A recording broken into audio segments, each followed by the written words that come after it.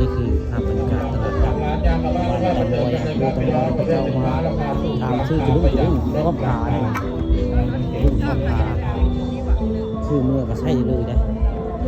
นี่แหละกระดุมลูกปลากระดุมที่พี่น้อง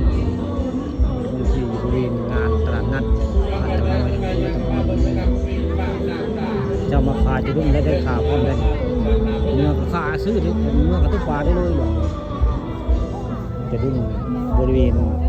พญาเต่างอยบ้านเต่างอยวันนี้วันพุธวันนี้เขาเจ้ามาขายจะดุ้งพร้อมขาพร้อมคันเลยมึงคันก็ได้ขาก็ได้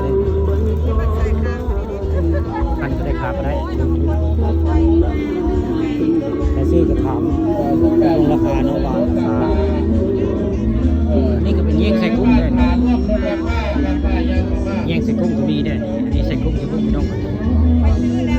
เยี่ยงใส่กุ้งเจ้ามาขาย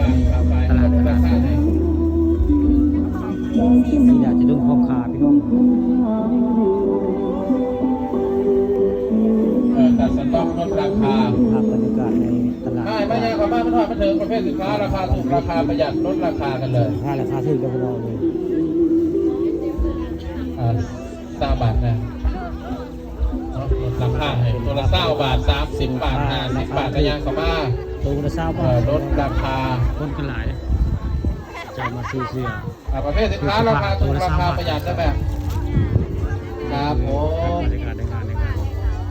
ไม่ยางเขามาจะลั่งเล่ใจกันของผมคนละ30 บาทกับมาเลือกเบิ่งก่อนเป็นไปได้คนละ30 บาทมาเลือกกันเด้อพื้นที่ใหญ่เลยของผมครับลดราคา30 บาท30 บาทตัวลอยเลยจะได้เงี้ยก็มีได้ครูกระสอบเข้ากับเพียบพี่น้องเงี้ยกับพวกเยอะหลายจะได้กระสอบใส่เข้ากับบูทหลายจะได้กระสอบอันนี้พยายามกุบเขา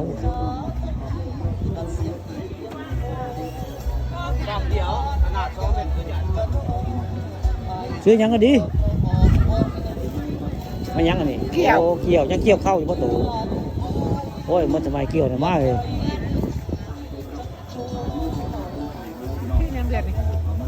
นี่ไปซื้อข้าวเมานี่พาซื้อข้าวเมา